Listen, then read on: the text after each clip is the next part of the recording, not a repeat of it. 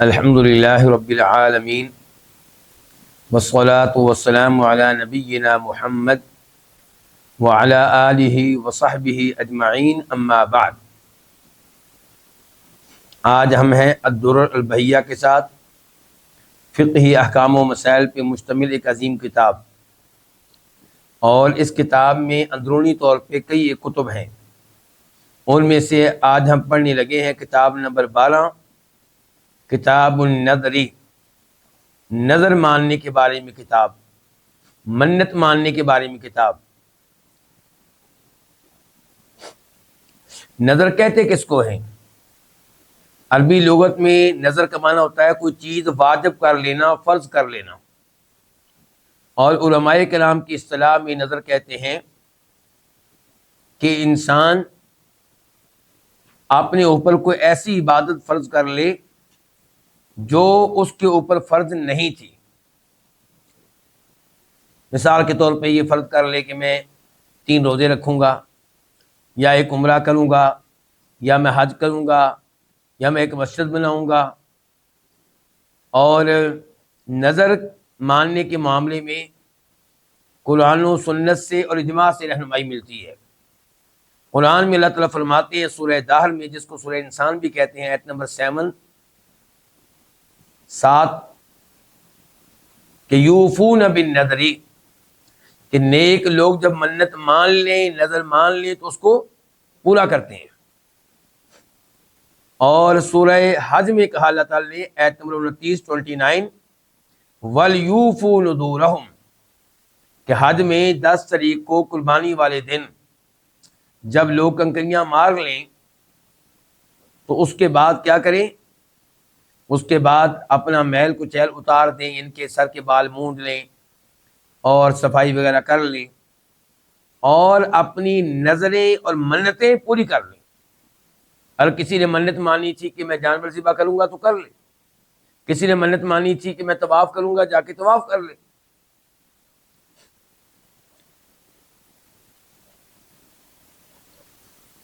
اور علماء کرام کا اجماع ہے مجموعی طور پہ کہ منت ماننا درست ہے، گناہ نہیں ہے۔ اور منت اور نظر 2 طرح کی ہوتی ہے، ایک نظر مطلق، ایک نظر معلق۔ مطلق کیا ہے؟ آپ ویسے ہی کہتے ہیں کہ میں نظر مانتا ہوں کہ میں اللہ کو راضی کرنے کے لیے ایک عمرہ کروں گا، یا میں نظر مانتا ہوں کہ میں ہر مہینے 3 روزے رکھا کروں گا، یا میں منت مانتا ہوں کہ میں ایک مسجد بناؤں گا۔ تو یہاں پہ آپ نے کوئی شرط نہیں لگائی، بس ویسے ہی آپ اللہ کو راضی کرنے کے لیے ان عبادات میں سے کوئی عبادت کرنا چاہتے ہیں۔ اور نظر معلق کیا ہوتی ہے؟ جس میں آپ شرط لگاتے ہیں کہ اگر میں امتحان میں کامیاب ہو گیا تو پھر میں 3 روزے رکھوں گا۔ نظر معلق کی مثال یہ بھی ہو سکتی ہے کہ اگر اللہ نے مجھے شفا دی تو میں عمرہ کروں گا، اگر اللہ نے میری والدہ کو شفا دی تو میں مسجد بناؤں گا۔ تو یہ ہے نظر معلق۔ نظر معلق کو شریعت نے اتنا پسند نہیں کیا کہ آپ شرط لگاتے ہیں یہ کام ہوا تو پھر میں ایسا کروں گا۔ لیکن نظر مطلق آپ ویسے ہی کہیں کہ میں ایک مسجد بناؤں گا، یہ میرے اوپر نظر ہے یا میں منت مانتا ہوں، بہت اچھی بات ہے۔ نظر معلق کی بھی مجموعی طور پہ اجازت ہے، لیکن نظر مطلق یہ تو بہت ہی عمدہ بات ہے۔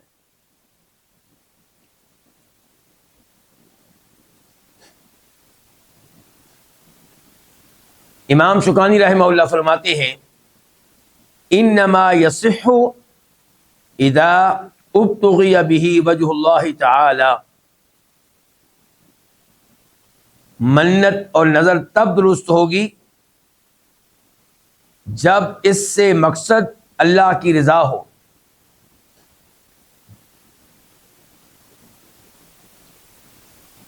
فلا بد ان یکون قربۃ، اس لیے فرض ہے، لازمی بات ہے کہ وہ نظر کوئی نہ کوئی کیا ہو، ایسا عمل ہو جو اللہ کے قریب کر دینے والا ہو، کوئی نیک عمل ہو، جیسا کہ نماز، حج، عمرہ، تلاوت، صدقہ، مسجد بنانا وغیرہ۔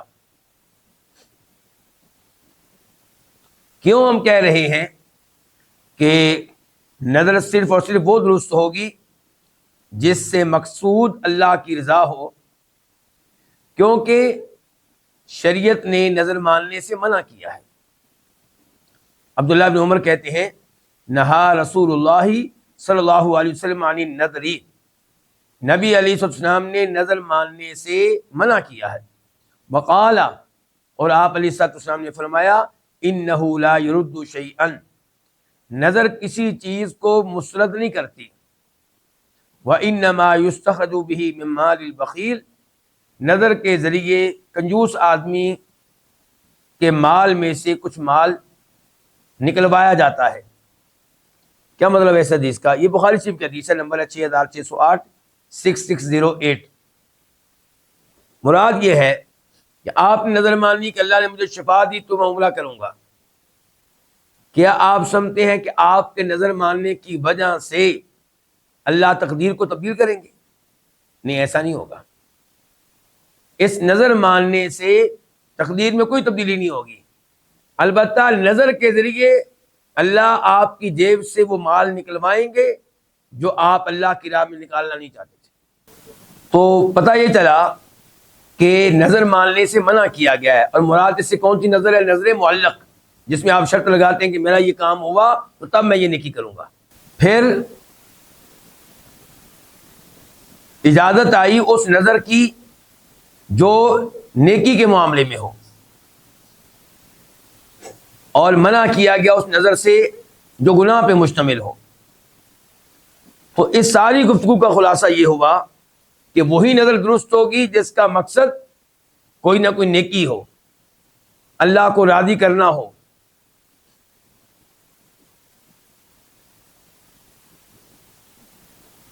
امام شوکانی فرماتے ہیں ولا نظر فی معصیت اللہ، اور اللہ کی نافرمانی میں کوئی نظر نہیں ہے، یعنی کہ کوئی نظر قابل قبول نہیں ہے جس میں اللہ کی نافرمانی کے اوپر کوئی عہد کیا گیا ہو۔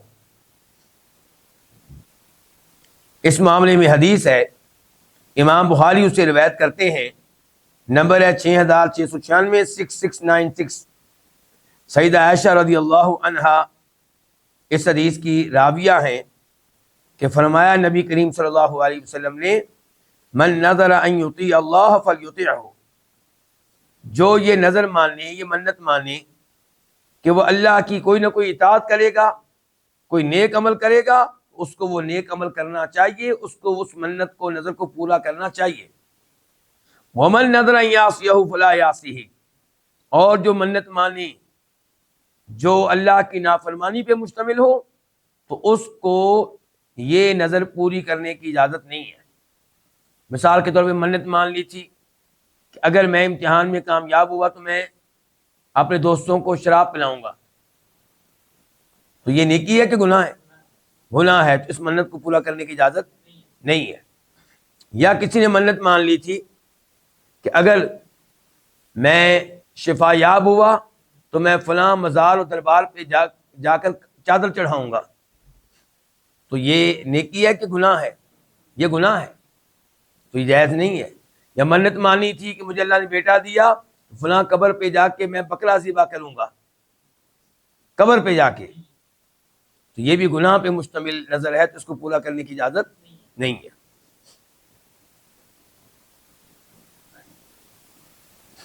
البتہ یہ جو آخری منت تھی کہ فلاں قبر پہ جا کے میں بکرا ذبح کروں گا، اس سے کہا جائے گا بکرا ذبح کرو، لیکن کسی قبر پہ جا کے نہیں، قبر والے کی طرف اس کی نسبت نہ کرو، اللہ کے لیے اپنے گھر میں کرو۔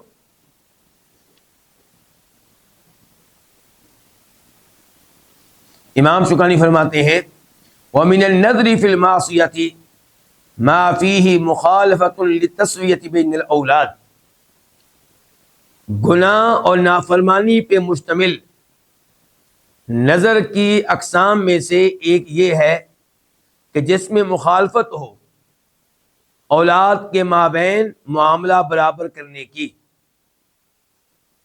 یعنی کہ آپ نے یہ منت مانی کہ اگر مجھے شفا ملی تو میں اپنے فلاں بیٹے کو گاڑی لے کر دوں گا. اب بیٹے آپ کے کتنے ہیں؟ 2. بیٹے آپ کے کتنے ہیں؟ 4. تو ایک بیٹے کو آپ لے کر دیں گے، باقی بیٹوں کو لے کر نہیں دیں گے. یہ گناہ پہ مشتمل نظر ہوئی. اس میں شریعت کی کیا ہے؟ مخالفت ہے.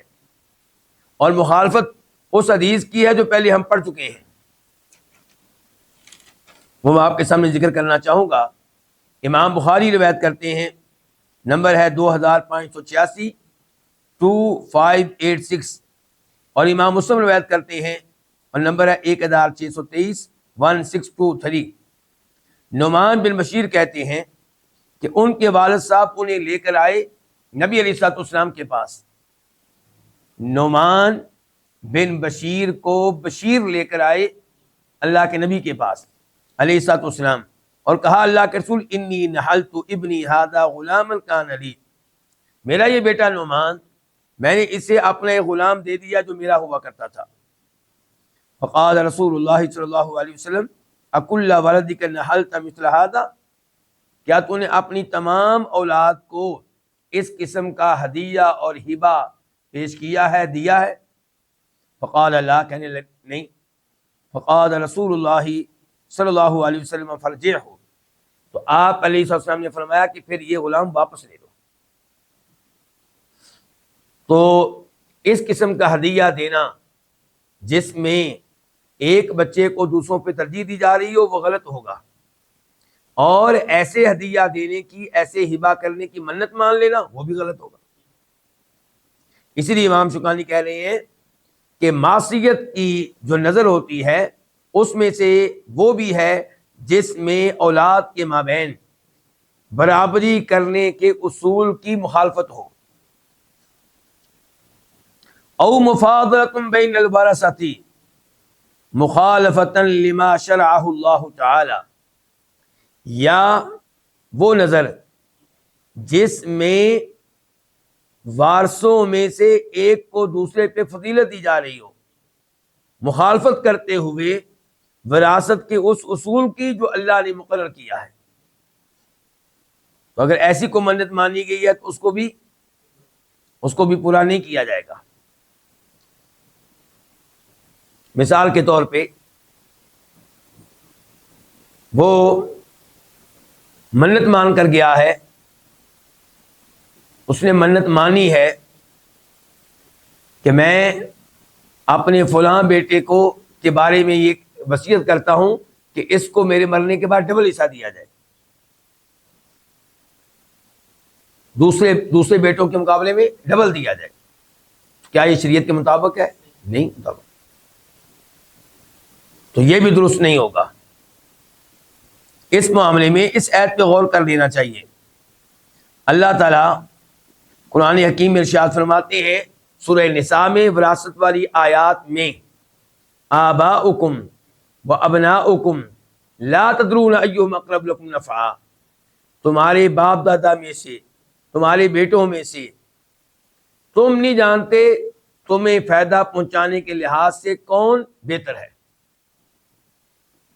فریضۃ من اللہ، یہ وراثت کے حصے اللہ نے مقرر کر دیے ہیں.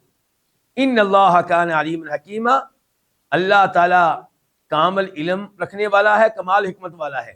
اللہ نے جو جس طرح تقسیم کیا ہے وراثت کو، اس کے پیچھے اللہ کا علم بھی ہے، اللہ کی حکمتیں بھی ہے، اس لیے اس میں کسی قسم کی تبدیلی نہ کرو. یہ مفہوم ہے صحت کا. پھر جب اللہ تعالیٰ نے وراثت کے نظام کو مکمل طور پہ بیان کیا، اللہ نے کہا تلک حدود اللہ، یہ اللہ کی حدود ہیں. وراثت کا نظام یہ کیا ہے؟ اللہ تعالیٰ کی حدود ہیں. وَمَن يُطِعِ اللَّهَ وَرَسُولَهُ، اور جو اللہ کے رسول کی اطاعت کرے گا اللہ اس کو جنت میں جگہ دے گا. اور آگے کیا کہا؟ وَمَن يَعْصِ اللَّهَ وَرَسُولَهُ وَيَتَعَدَّ حُدُودَهُ يُدْخِلْهُ نَارًا خَالِدًا فِيهَا وَلَهُ عَذَابٌ مُهِينٌ. اور جو وراثت کے ان اصولوں کی خلاف ورزی کرے گا، ان میں گڑبڑ کرے گا، اللہ تعالیٰ اس کو ایسی آگ میں داخل کرے گا جس میں ہمیشہ ہمیشہ رہے گا، اور اس کے لیے رسوا کر دینے والا عذاب ہوگا. تو اس لیے وہ منت بھی غلط ہوگی، گناہ پہ مشتمل ہوگی جس میں آپ وراثت کے اصولوں کو تبدیل کر کے رکھ دیں.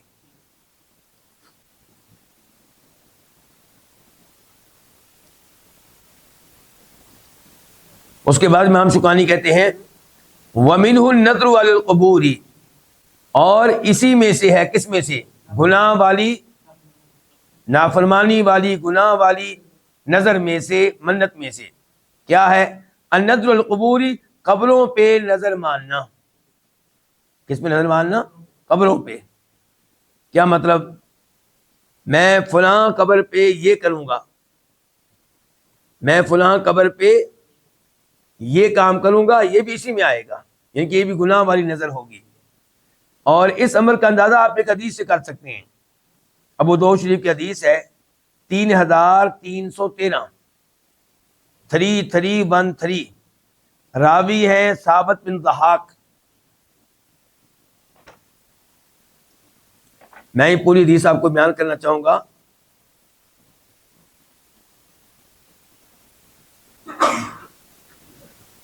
اللہ، یہ ثابت بن ضحاک کہتے ہیں کہ نظر رجل علی عہد رسول اللہ صلی اللہ علیہ وسلم ان ینہر ابلا ببوانا، ایک آدمی نے نبی علیہ السلام کے زمانے میں یہ منت مانی کہ وہ بوانا مقام پہ ایک اونٹ ذبح کرے گا۔ کس جگہ؟ بوانا مقام پہ۔ تو آپ نے کہا، تو وہ اب اللہ کے نبی کے پاس آیا مسئلہ پوچھنے کے لیے، فأتى النبی صلی اللہ علیہ وسلم فقال، اور کہا انی نذرت ان انہر ابلا ببوانا، کہ اللہ کے رسول علیہ الصلوۃ والسلام میں نے منت مانی تھی کہ میں ایک اونٹ بوانا مقام پہ ذبح کروں گا۔ آج کل کے مفتی صاحب ہوتے کہتے کوئی مسئلہ نہیں، جب تم اللہ کی راہ میں اونٹ ذبح کر رہے ہو تو کرو، کون منع کر سکتا ہے؟ جدھر مرضی کرو، بوانا پہ کرنا ہے بوانا پہ کر لو، جہاں کرنا کر لو۔ لیکن یہاں پہ مفتی کون تھے؟ محمد الرسول اللہ صلی اللہ علیہ وسلم، جو تمام مفتیوں کے امام ہیں۔ آپ نے آگے سے سوال کیا، هل كان فيها وطن من اوطان الجاہلیت یعبد، کیا بوانا مقام پہ کبھی جاہلیت کے بتوں میں سے کوئی بت ہوا کرتا تھا جس کی عبادت کی جاتی رہی ہو، چاہے ماضی میں ہوتی رہی ہو؟ قالوا لا، لوگوں نے کہا نہیں اللہ کے رسول، ایسا کبھی معاملہ نہیں ہوا۔ آپ کا دوسرا سوال، هل كان فيها عید من اعیادهم، کیا وہاں پہ زمانہ جاہلیت کے میلوں میں سے کوئی میلہ لگتا تھا؟ قالوا لا، کہنے لگے نہیں۔ قال رسول اللہ صلی اللہ علیہ وسلم، تب فرمایا نبی علیہ الصلوۃ والسلام نے، اوفی بنذرک، کہ پھر تم اپنی نظر کو پورا کر لو، یعنی کہ چونکہ اس جگہ زمانے جاہلیت میں کسی بت کی عبادت نہیں ہوتی رہی اور زمانے جاہلیت کا کوئی میلہ بھی وہاں پہ نہیں لگتا تھا، تم اپنی نظر کو پورا کر لو۔ فَإِنَّهُ لَا وَفَاءَ لِنَذْرٍ فِي مَعْصِيَةِ اللَّهِ، یعنی کہ میں نے یہ سوالات کیوں پوچھے تھے؟ کیونکہ وہ نظر پوری کرنا جائز نہیں ہے جس نظر کو پورا کریں گے تو اللہ کی نافرمانی ہوگی۔ وَلَا فِي مَا لَا يَمْلِكُ ابْنُ آدم، اور نہ ہی اس نظر کو پورا کرنا جائز ہے جس کو پورا کرنے کا انسان اختیار ہی نہیں رکھتا۔ تو اس حدیث سے کیا مسئلہ واضح ہوا؟ یعنی کہ اگر کسی جگہ ماضی میں غیر اللہ کی عبادت ہوتی رہی ہے تو آپ کو وہاں پہ بکرے ذبح کرنے کی اجازت نہیں ہے، یہ منت پوری کرنے کی اجازت نہیں ہے۔ تو قبر کے اوپر ایسا پھر کیوں کر ہو سکتا ہے؟ قبر پہ یہی مقصد ہوتا ہے کہ یہ بکرا وہاں پہ ذبح کریں گے تو قبر والا راضی ہوگا، قبر والا خوش ہوگا۔ اس کو راضی کرنے کے لیے جب بکرا ذبح کیا جائے گا تو غیر اللہ کے لیے ذبح کرنا ہوا، تو پھر یہ درست نہیں ہے۔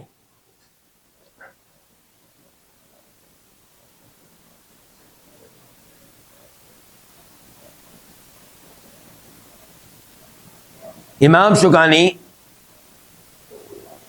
ہمیں معصیت پہ مبنی، معصیت پہ مشتمل نظریں اور منتیں بتا رہے ہیں۔ ایک تو انہوں نے بتایا کہ وہ جس منت کو پورا کریں گے تو اولاد کے مابین تحفہ اور ہبہ دینے کے شریعت کے برابری والے اصول کی نفی ہوگی، تو وہ بھی خلاف شریعت منت ہے، اس کو پورا کرنے کی اجازت نہیں ہے۔ ایسے وہ منت جس کا تقاضا یہ ہوگا کہ وراثت کے نظام میں گڑبڑ کر دی جائے، آپ ایک وارث کو دوسرے وارث کے اوپر کیا دیں؟ ترجیح دیں. تو یہ منت بھی گناہ والی ہے، اس کو بھی پورا کرنا جائز نہیں ہے. پھر کہا قبر کے اوپر جو نظر مانی جائے گی اس کو بھی پورا کرنا جائز نہیں ہے. اب کہتے ہیں وَعَلَىٰ مَا لَمْ يَأْذَن بِهِ اللَّهُ، اور ایسے ہی اس منت کو، وہ منت بھی گناہ والی منت ہے، معصیت والی منت ہے، نافرمانی والی منت ہے جو اس معاملے پہ ہے، اس کام پہ ہے جس کام کو کرنے کی اللہ نے اجازت نہیں دی. مثال کے طور پہ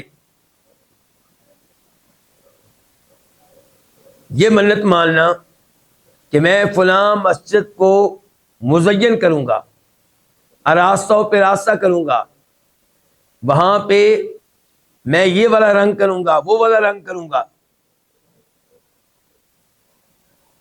جبکہ شریعت اس موضوع پہ کیا کہتی ہے؟ ذرا یہ پڑھیں. امام بخاری کہتے ہیں صحیح بخاری میں کہ عمر فاروق نے کہا اکن الناس من المطر، کہ تم مسجد بناؤ اور مسجد اس طرح کی بنانا کہ جس کو بنانے سے لوگ بارش سے محفوظ ہو جائیں. مسجد کو بنانے کا مقصد کیا؟ لوگ کس سے محفوظ رہیں؟ بارش اگر ہوتی ہے تو نمازی جو ہیں ان کے اوپر بارش کا پانی ان کے اوپر نہ آئے.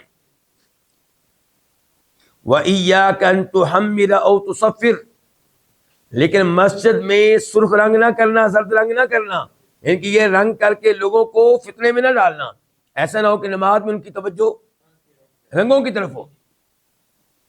فَتَفْتِنَ النَّاسَ، وقال انس، امام بخاری کہتے ہیں انس بن مالک نے کہا تھا یتباہون بها ثم لا یعمرونها الا قلیلا، لوگ مساجد کے معاملے میں فخر کیا کریں گے، ہماری مسجد تمہاری مسجد سے زیادہ خوبصورت ہے، لیکن نمازیں پڑھ کے تلاوتیں کر کے اس کو بہت کم آباد کیا کریں گے. اور پھر امام بخاری کہتے ہیں عبداللہ بن عباس نے کہا لَتُزَخْرِفُنَّهَا كَمَا زَخْرَفَتِ الْيَهُودُ وَالنَّصَارَى، تم لوگ مساجد کو ایسے ہی آراستوں پہ راستہ کرو گے جیسے یہودیوں اور عیسائیوں نے اپنے چرچوں کو، گرجا گھروں کو کیا. عبداللہ بن عباس کا قول امام ابو داود بطول موصول لے کر آئے ہیں، اور بخاری شریف میں یہ اقوال آپ کو مل جائیں گے حدیث نمبر 446 سے پہلے، 446 سے پہلے. تو ان اقوال سے کیا پتہ چلا کہ مسجد میں یہ عجیب و غریب رنگ کرنا جن کی وجہ سے انسان نماز میں رنگوں میں کھو جائے، یہ درست نہیں ہے. تو اگر کوئی منت مان لے تو پھر ایسی منت کو پورا کرنا جائز نہیں ہوگا، اور یہ منت گناہ والی ہوگی، کیونکہ اللہ نے اس کام کی اجازت نہیں دی.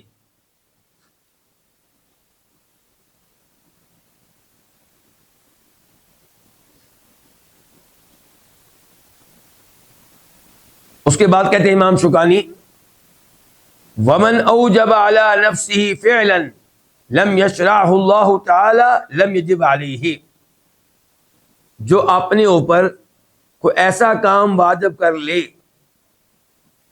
جس کو اللہ نے شریعت کا حصہ نہیں بنایا تو یہ کام اس پہ واجب نہیں ہوگا. اس نے منت مان لی ہے، کوئی کام آپ نے اوپر واجب کر لیا ہے لیکن وہ شریعت کے مطابق نہیں ہے تو یہ کام اس کے اوپر واجب نہیں ہوگا. اس معاملے میں ذرا اس حدیث پہ آپ غور کریں.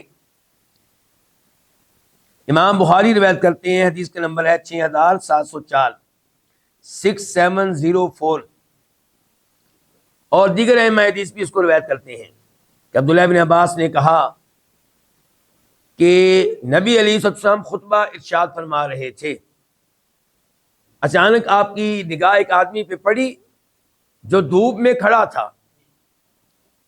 کیا کر رہا تھا؟ دھوپ میں کھڑا ہوا تھا. فسأل عنہ، آپ نے اس کے بارے میں پوچھا بھی یہ کیا معاملہ ہے؟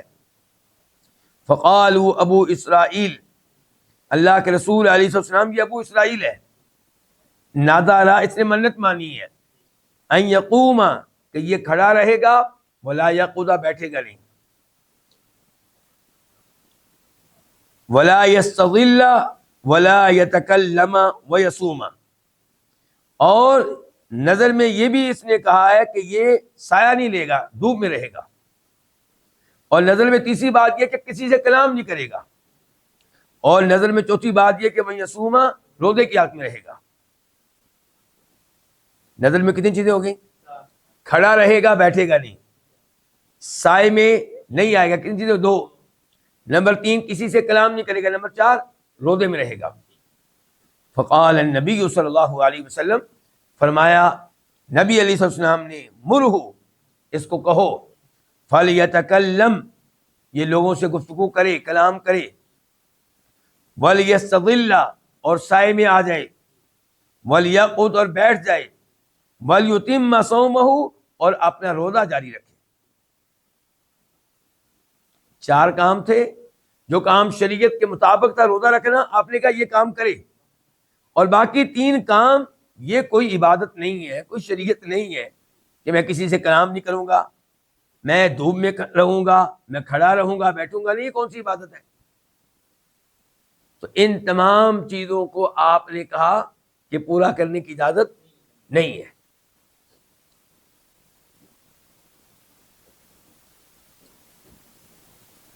اس کے بعد کہتے ہیں امام شوکانی رحمہ اللہ، وَكَذَلِكَ إِنْ كَانَ مِمَّا شَرَعَهُ اللَّهُ تَعَالَى وَهُوَ لَا يُطِيقُهُ، اسی طرح اگر وہ کام جس کی منت مانی ہے ان امور میں سے ہے جن کو اللہ تعالی نے شریعت بنایا ہے، لیکن یہ آدمی ان کاموں کو کرنے کی طاقت نہیں رکھتا، تو وہ کام بھی اس پہ واجب نہیں ہوں گے۔ اس کی دلیل بخاری شریف کی حدیث ہے، نمبر ہے 1865 1865، اور مسلم شریف کی حدیث ہے، نمبر ہے 1642 1642۔ راوی ہے انس بن مالک رضی اللہ تعالی عنہ، ان النبی صلی اللہ علیہ وسلم رآ شیخا، آپ نے ایک بزرگ دیکھا، یہادا بین ابنیہ، وہ اپنے 2 بیٹوں کے مابین سہارے سے اس کو چلایا جا رہا تھا، یعنی کہ ایک اس نے اپنا ہاتھ اور بازو رکھا ہوا تھا ایک بیٹے کے کندھے پہ، دوسرا دوسرے بیٹے کے کندھے پہ، یا ایک ہاتھ ایک بیٹے کے بازو پہ اور دوسرا دوسرے کے بازو پہ، ایک خود چلنے کی طاقت اس میں نہیں تھی، بوڑھا آدمی۔ قال، تو آپ علیہ السلام نے کہا، ما بالو ھذا، اس کا کیا معاملہ ہے؟ قالوا نذر ان یمشی، اس نے منت مانی ہے کہ یہ پیدل چلے گا۔ قال، تو آپ علیہ السلام نے کہا، ان اللہ عن تعذیب ھذا نفسہ لغنی، اللہ تعالیٰ اس شخص کے اپنے آپ کو خواہ مخواہ سزا دینے اور عذاب دینے سے مستغنی ہے، اللہ کو کوئی ضرورت نہیں ہے اس بات کی کہ اپنے آپ کو اس قسم کی سزائیں دے، چلا جاتا نہیں، اور منت کیا مانی ہے کہ میں چلنا ہے۔ وَأَمَرَهُ يَرْكَبْ، اور آپ نے اس کو حکم دیا کہ وہ کسی سواری میں بیٹھ جائے۔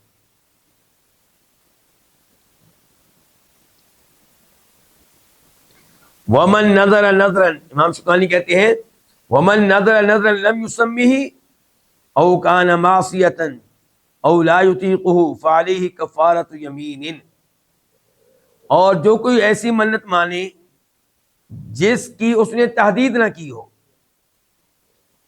او کان معصیتن، یا وہ منت نافرمانی والی ہو، اللہ کی نافرمانی پہ مشتمل ہو، او لا یطیق ہو، یا ایسی نظر و منت ہو جس کی پورا کرنے کی طاقت نہ رکھتا ہو، تو اس کے ذمے قسم والا کفارہ ہوگا۔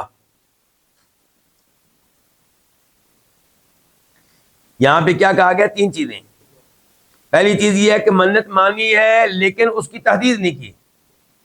مثال کے طور پہ اس نے کہا کہ میرے ذمے نظر ہے، کیا نظر ہے؟ کچھ نہیں کہا۔ میرے ذمے منت ہے، کیا منت ہے؟ جی نماز پڑھو گے کہ حج کرو گے کہ جانور ذبح کرو گے، کوئی تحدید نہیں کی۔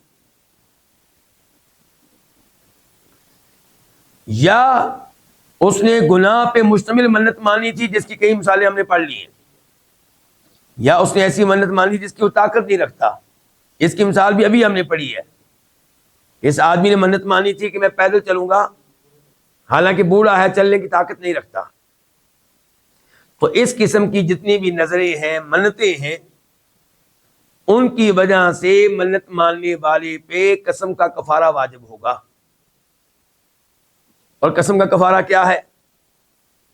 سورہ مائدہ، فَكَفَّارَتُهُ اطعام 10 مساکین من اوسط ما تطعمون اہلیکم او کسوتہم او تحریر رقبہ فمن لم یجد فصیام 3 ایام ذلک کفارۃ ایمانکم اذا حلفتم واحفظوا ایمانکم. اللہ تعالیٰ فرما رہے ہیں قسم کا کفارہ کیا ہے؟ 10 مسکینوں کو کھانا کھلانا. کون سا کھانا؟ وہ معتدل کھانا جو عام طور پہ آپ کے گھر میں تیار ہوتا ہے. یعنی کہ آپ کے گھر میں کبھی تو بہت ہی مہنگا کھانا تیار ہوتا ہے، کبھی بہت سستا، لیکن مسکینوں کو آپ نے وہ کھانا کھلانا ہے جو آپ کے گھر میں عام طور پہ تیار ہوتا ہے. یا پھر ہو کسوتم، یا آپ ان 10 مسکینوں کو لباس لے کر دے دیں، کپڑے لے کر دے دیں. او تحریر رقبہ، یا آپ ایک غلام آزاد کر دیں. ان تینوں کاموں میں آپ کو اختیار ہے، جو آپ کے لیے آسان ہے وہ آپ کریں. امیر ہیں آپ تب بھی، غریب ہیں تب بھی، آپ نے اپنی آسانی دیکھنی ہے. اگر یہ تینوں کام آپ نہ کر سکیں تو پھر کیا ہے؟ 3 دن کے روزے رکھیں. یہ کیا جی؟ قسم کا کفارہ. اور یہاں پہ بتایا جا رہا ہے کہ نظر کا کفارہ بھی یہی ہے. اگر کوئی گناہ پہ مشتمل منت مان لے، نظر مان لے، یا نظر مان لے لیکن اس کی تحدید نہ کرے، یا نظر مان لے کسی ایسے کام کی جو کرنے کی طاقت نہ رکھتا ہو. اب آتے ہیں دلائل کی طرف.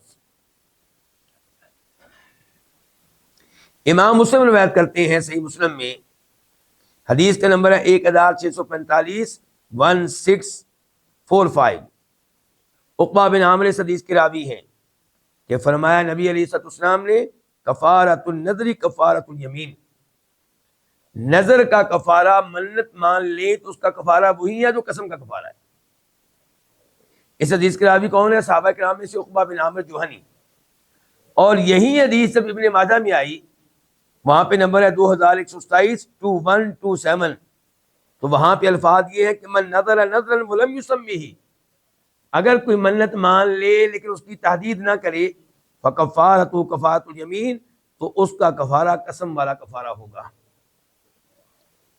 اور یہ الفاظ جو آئے ہیں ابن ماجہ میں، اس میں اضافہ آ گیا ولم یسمہ کا، کہ ایسی نظر جس میں تحدید نہیں ہے. تو شیخ البانی رحمہ اللہ نے ان الفاظ کو ضعیف قرار دیا ہے، دیگر علماء کرام نے ان الفاظ کو صحیح قرار دیا ہے.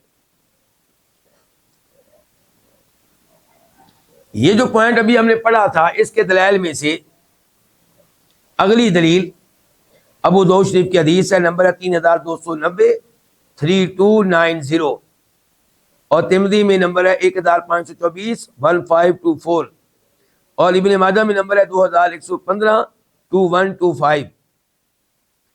راوی ہے سیدہ عائشہ رضی اللہ عنہا کہ فرمایا نبی علیہ الصلوۃ والسلام نے لا نظر فی معصیۃ، ایسی نظر کا کوئی اعتبار نہیں ہے، وہ نظر درست نہیں ہے جو گناہ پہ مشتمل ہو، اللہ کی نافرمانی پہ مشتمل ہو. وکفارتہ کفارۃ یمین، اور ایسی قسم کا کفارہ کیا ہے؟ ایسی نظر کا، ایسی منت کا کفارہ کیا ہے؟ قسم والا کفارہ. شیخ البانی رحمہ اللہ نے اس حدیث کو صحیح قرار دیا ہے. آپ دیکھ سکتے ہیں ارواء الغلیل، حدیث کا نمبر 2590 2590. اس کے بعد کہتے ہیں امام شوکانی رحمہ اللہ کہتے ہیں وَمَن نَظَرَ بِقُرْبَةٍ وَهُوَ مُشْرِكٌ، اور اگر کوئی نیکی والی نظر مانی، اللہ کی اطاعت والی نظر مانی، لیکن جب نظر مانی تھی وہ مشرک تھا، کافر تھا، مسلمان نہیں ہوا تھا، ثم اسلم، پھر مسلمان ہو گیا، لازمہ الوفاء، اس پہ واجب ہوگا کہ اس نظر کو پورا کرے. یہ جو اصول بیان کیا امام شوکانی نے، اس کے دلائل کیا ہیں؟ پہلے نمبر پہ وہ حدیث ہے جسے امام بخاری روایت کرتے ہیں، نمبر ہے 2032 2032. اور امام مسلم روایت کرتے ہیں، نمبر ہے 1656، 1656، راوی ہیں عبداللہ بن عمر رضی اللہ عنہما کہ جناب عمر فاروق نے نبی علیہ الصلوۃ والسلام سے پوچھا، سوال کیا اور کہا کنت نذرت فی الجاہلیۃ ان اعتکف لیلۃ فی المسجد الحرام، کہ میں نے زمانے جاہلیت میں، زمانے کفر میں منت مانی تھی کہ میں مسجد حرام میں ایک رات اعتکاف کروں گا۔ کہنا چاہتے ہیں کہ آپ میرے لیے کیا حکم ہے؟ تو آپ علیہ السلام نے فرمایا اوفی بنذرک، اپنی اس نظر کو پورا کرو۔ اچھا، پہلے نمبر پہ اس حدیث پہ غور کریں، یہ حدیث کب کی ہے، کس زمانے کی ہے؟ یہ جب آپ نے مکہ فتح کیا تھا، اس کے بعد آپ حنین وغیرہ چلے گئے تھے اہل طائف سے لڑنے کے لیے، اہل حنین سے لڑنے کے لیے، پھر جہادی امور سے فارغ ہوئے تو آپ جیرانہ مقام پہ تھے کہ آپ نے عمرہ کرنے کا پروگرام بنا لیا۔ انہی ایام میں اسی موقع پہ جناب عمر فاروق بھی چونکہ جا رہے تھے آپ کے ساتھ مسجد حرام میں، تو کہا اللہ کے رسول میں نے منت مانی تھی زمانے کفر میں کہ ایک رات مسجد حرام میں اعتکاف کروں گا، میرے لیے کیا حکم ہے؟ فرمایا اپنی نظر کو پورا کریں۔ اچھا، یہ منت کب مانی تھی؟ زمانے کفر میں، زمانے شرک میں، اور اللہ کے رسول کہہ رہے ہیں اس کو پورا کریں کیونکہ نیکی والی نظر ہے۔ اچھا، یہاں سے ایک اور چیز کا پتہ چلا کیا کہ زمانے کفر میں کفار اعتکاف کیا کرتے تھے، کہاں؟ مسجد حرام میں، اور دیگر احادیث سے پتہ چلتا ہے کہ وہ بیت اللہ کا طواف بھی کرتے تھے، اور یہ بھی پتہ چلتا ہے کہ وہ حج کرتے تھے۔ اس کے باوجود ان کو کافر قرار دیا گیا، مشرک قرار دیا گیا۔ تو کیا پتہ چلا کہ ایمان کے بغیر، توحید کے بغیر آپ جو بھی اعمال کر لیں ان اعمال کا کوئی فائدہ نہیں ہے۔ اس وجہ سے کوئی مومن یا مسلمان نہیں ہو جائے گا کہ اس نے 100 مسجدیں بنائی ہیں، اس نے 100 عمرے کیے ہیں، جبکہ وہ صاف صاف کفر و شرک کا ارتکاب کرتا ہو۔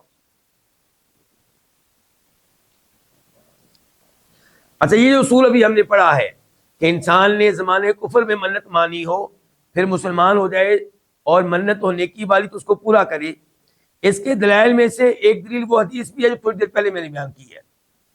ثابت بن ضحاک کہتے ہیں، ابو داؤد شریف کی حدیث ہے 3313 3313 کہ ایک آدمی نے اللہ کے نبی صلی اللہ علیہ وسلم سے سوال کیا کہ میں نے زمانے جاہلیت میں منت مانی تھی کہ مولانا مقام پہ اون ذبح کروں گا، تو آپ نے پوچھا کہ وہاں پہ پہلے کبھی کسی بت کی عبادت تو نہیں ہوتی رہی، وہاں پہ کوئی میلہ تو نہیں لگتا رہا کافروں کے میلوں میں سے؟ جب ان لوگوں نے بتایا ایسا کچھ نہیں تھا، آپ نے فرمایا اپنی نظر کو پورا کر۔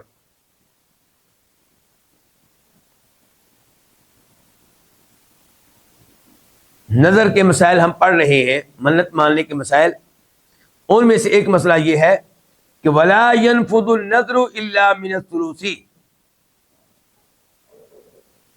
کہ نظر نافذ نہیں ہوگی مگر ثلث مال میں سے، ایک تہائی مال میں سے، 1/3 میں سے۔ اس کا کیا مطلب ہے؟ اس کا مطلب یہ ہے کہ اگر کوئی آدمی اس نے نظر مانی اور اپنی زندگی میں پوری نہیں کی، نہیں معذرت چاہوں گا، اس کا مطلب یہ ہے کہ ایک آدمی نے نظر مانی اور نظر مانی کہ میں اپنا آدھا مال فلاں مسجد کو دوں گا، منت مان لی۔ اچھا، وصیت میں کیا اصول ہوتا ہے کہ اگر کوئی آدمی مرتے ہوئے یہ کہے وارثوں سے کہ میرے بعد تم لوگوں نے یہاں اس ایریے میں اتنی بڑی مسجد بنانی ہے، تو کیا اس کی اس وصیت کو پورا کیا جائے گا؟ دیکھا جائے گا کتنا مال چھوڑ کے گیا ہے۔ مثال کے طور پہ وہ مال چھوڑ کے گیا ہے 30 لاکھ روپیہ، اب جو مسجد وہ کہہ کے گیا ہے وہ بنتی ہے 25 لاکھ روپے میں، اور مال کیا چھوڑ کے گیا ہے؟ 30 لاکھ۔ تو کیا اس کی اس وصیت کو پورا کیا جائے گا؟ 1/3 پورا کیا جائے گا، یعنی کہ 10 لاکھ کسی مسجد بنانے میں لگا دیا جائے گا، یا کوئی چھوٹی سی 10 لاکھ کی مسجد کسی گاؤں میں بنا دی جائے گی۔ یہ اس نے کیا کی تھی؟ وصیت، منت نہیں مانی۔ اب آتے ہیں منت کی طرف کہ ایک آدمی نے منت مانی اپنی زندگی میں، مرتے ہوئے نہیں، زندگی میں منت مانی کہ میں یہاں پہ مسجد بناؤں گا عظیم الشان، اس کے 3 فلور ہوں گے، 3 فلور۔ جائزہ لیا گیا تو پتا چلا کہ اس مسجد کے اوپر کم از کم 30 لاکھ روپیہ خرچ آئے گا، اور جو مال ٹوٹل اس کے پاس ہے وہ بھی 30 لاکھ روپیہ ہے۔ اب کیا وہ 30 لاکھ روپیہ اس مسجد پہ لگا سکتا ہے؟ جبکہ اب موت و حیات کا معاملہ نہیں ہے، یہ وصیت نہیں ہے، یہ منت ہے، زندہ ہے، صحت مند ہے۔ یا یہ کہا جائے گا کہ یہاں پہ بھی وہی اصول چلے گا جو وصیت کا اصول ہے؟ تو اس مسئلے میں اختلاف ہے، اس مسئلے میں کیا ہے؟ اختلاف ہے۔ امام شوکانی رحمہ اللہ یہاں پہ کیا کہہ رہے ہیں کہ نظر نہیں نافذ ہوگی مگر 1/3 میں سے، 1/3 مال میں سے۔ دلیل کیا ہے؟ دلیل بخاری شریف کی حدیث ہے، نمبر ہے 6690 6690، اور مسلم شریف حدیث نمبر ہے 2769 2769۔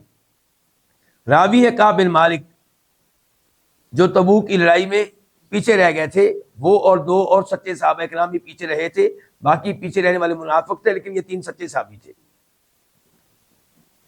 اللہ کے نبی علیہ الصلوۃ والسلام جب واپس آئے تو کعب بن مالک نے اور دیگر 2 سچے صحابہ نے اللہ کے رسول سے کہا کہ ہمارا کوئی عذر نہیں ہے، کوئی بہانہ نہیں ہمارے پاس، ہمیں جنگ کا حصہ بننا چاہیے تھا، بس ہم سے غلطی ہوئی ہے، ہم سے گناہ ہوا ہے، عذر ہمارا کوئی نہیں ہے، جھوٹ ہم نہیں بولیں گے۔ تو نبی علیہ السلام نے صحابہ کرام سے کہا کہ ان کا بائیکاٹ کیا جائے، کوئی ان سے بات چیت نہیں کرے گا، اور یہ بائیکاٹ جاری رہا کتنے دن؟ 50 دن۔ 50 دنوں میں ان کی صورتحال یہ ہو گئی تھی کہ قرآن نے بیان کیا ہے کہ زمین ان کے لیے تنگ ہو گئی، حالانکہ مدینہ کشادہ تھا، لیکن زمین تنگ ہو گئی۔ جب کوئی بات کرنے کے لیے تیار نہیں پورے مدینہ میں، تو زمین تو تنگ ہو جائے گی آپ کے لیے۔ پھر ان کی توبہ نازل ہوئی، وعلی الثلاثۃ الذین خلفوا۔ اب کعب بن مالک اللہ کے نبی کے پاس آئے علیہ السلام، تو آپ نے ان کو مبارکباد دی کہ اللہ نے تمہاری توبہ قبول کر لی ہے۔ تو یہ کعب کہنے لگے ان من توبتی، اے اللہ کے رسول میری توبہ کا یہ حصہ ہے، میری توبہ میں سے ہے کہ ان خالی من مالی صدقۃ الی اللہ ورسولہ، کہ میں اپنا سارے کا سارا مال اللہ کی راہ میں صدقہ کر دوں، اللہ کی راہ میں اللہ کو راضی کرنے کے لیے صدقہ کر دوں، اللہ کے رسول کے حوالے کر دوں۔ فقال النبی، تو فرمایا نبی علیہ السلام نے، امسک علیک بعض مالک، اپنے مال میں سے کچھ حصہ روک لو، اپنے پاس رکھو، فہو خیر لک، تمہارے لیے بہتر ہے۔ گویا کہ اس حدیث میں نبی علیہ السلام نے کعب بن مالک کو تو زندہ ہیں، حیات ہیں، اس بات کی اجازت نہیں دی کہ وہ اپنا سارا مال صدقہ کر دے، کہا کچھ مال اپنے پاس رکھ لو۔ تو اس لیے امام شوکانی کہہ رہے ہیں کہ اگر کوئی نظر مانتا ہے اللہ کی راہ میں اتنا مال دینے کی جو 1/3 سے زیادہ ہے، 1/4 سے زیادہ ہے، تو اس کو کہا جائے گا 1/3، 1/4 دے سکتے ہو، اس میں نظر پورا کر سکتے ہو، اس سے زیادہ نہیں۔ لیکن خود امام شوکانی رحمہ اللہ اپنی دوسری کتاب السیر الجرار میں اس جانب گئے ہیں کہ وہ اپنے سارے مال کی منت کا حق رکھتا ہے۔ اگر اس نے منت مانی ہے کہ میرا یہ کام ہو گیا، میں اپنا سارا مال فلاں مسجد پہ لگا دوں گا، تو ٹھیک ہے۔ یہ خود امام شوکانی اپنی دوسری کتاب میں کہہ رہے ہیں۔ اب ہم کس کے ساتھ ہیں؟ جی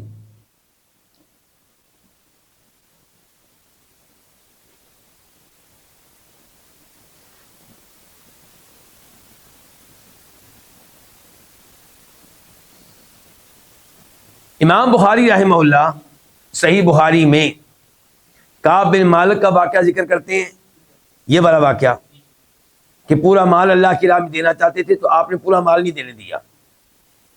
وہیں پہ ذکر کرتے ہیں ابو بکر صدیق کا واقعہ کہ وہ اللہ کے رسول کے پاس آئے تھے تبوک کی لڑائی کے موقع پہ ہی علیہ الصلوۃ والسلام، اور اپنا سارا مال لے آئے. اللہ کے رسول نے کہا گھر والوں کے لیے کیا چھوڑا ہے؟ کہا اللہ کے رسول ان کے لیے اللہ کو چھوڑا ہے، اللہ کے رسول کو چھوڑا ہے، گھر کا سارا مال لے آئے. تو آپ نے ان سے نہیں کہا کہ نہیں نہیں نہیں کچھ حصہ گھر والوں کے لیے رہنے دو، ان سے کہا ہے. تو ہم ان دو احادیث میں تطبیق کیسے دیں گے؟ تطبیق یہ ہے کہ اگر کوئی ایسا آدمی ہے، یہ ہم بخاری شریف کی بات کر رہا ہوں، کوئی ایسا آدمی ہے جو صابر و شاکر ہے، اللہ پہ توکل کرنے والا ہے، پورا مال صدقہ کر دے، کوئی گڑبڑ نہیں ہوگی، کسی سے بھیک نہیں مانگے گا، بعد میں وہ اور اس کے بچے مصائب اور مشکلات میں مبتلا نہیں ہوں گے، بلکہ صبر کا مظاہرہ کریں گے، اور وہ کمانے کی بھی صلاحیت رکھتا ہے، ان کو کھانا بچوں کو ملتا رہے گا، بھوکے نہیں مریں گے، تو ٹھیک ہے، بے شک پورا مال اللہ کی راہ میں دے دے. اور جس کے بارے میں آپ کو پتا ہے کہ یہ بات میں پریشان ہوگا، اس کو اپنے فیصلے پہ شاید افسوس ہو، شاید اس کے بچے اس کو تنگ کریں کہ لاؤ جی کھانا ہم کہاں سے کھائیں، اس قسم کا جہاں پہ خطرہ ہو تو وہاں پہ پورا مال اللہ کی راہ میں نہ دیا جائے، کچھ مال اپنے گھر والوں کے لیے رکھ لیا جائے. تو اب یہ جو نظر کا مسئلہ ہے اس میں کیا کیا جائے؟ واللہ اعلم، مجھے تو یہی لگتا ہے کہ اگر سارے مال کی منت مانی ہے تو اس کو پھر سارا مال اللہ کی راہ میں دے دینا چاہیے. آج کے درس کا آخری مسئلہ، وَإِذَا مَاتَ النَّاذِرُ بِقُرْبَةٍ فَفَعَلَهَا عَنْهُ وَلَدُهُ أَجْزَأُ ذَلِكَ، اور جب کسی نیکی کی نظر ماننے والا، کسی نیک کام کی نظر ماننے والا، منت ماننے والا فوت ہو جائے تو اس نظر کو اس کی طرف سے اس کی اولاد میں سے کوئی پورا کر دے تو اجزاء ذالک، یہ اس کو کفایت کر دے گا، یعنی کہ اس کا فرض ادا ہو جائے گا. دلیل بخاری شریف کی حدیث ہے، نمبر ہے 6698 6698، اور مسلم شریف کی حدیث ہے، نمبر ہے 1638 1638. عبداللہ ابن عباس کہتے ہیں کہ سعد بن عبادہ انصاری نے نبی علیہ الصلوۃ والسلام سے اس منت کے بارے میں سوال کیا جو ان کی والدہ کے ذمے تھی. توفیت قبل ان تقضیہ، ان کی والدہ فوت ہو گئی تھی اس منت کو پورا کرنے سے پہلے. فقال رسول اللہ صلی اللہ علیہ وسلم فقضہ عنہا، کہ سعد تم اپنی والدہ کی اس نظر کو پورا کرو. تو یہ مسئلہ پھر واضح ہوا جو آخری مسئلہ امام سکانی نے بیان کیا ہے. اس کے ساتھ ہی نظر اور منت سے تعلق رکھنے والے مسائل اپنے اختتام کو پہنچے. اللہ رب العزت اس معاملے میں بھی شریعت کی ہمیں پاسداری کرنے کی توفیق دے اور شریعت کی خلاف ورزیوں سے اللہ تعالیٰ ہمیں محفوظ رکھے. وآخر دعوانا ان الحمد للہ رب العالمین.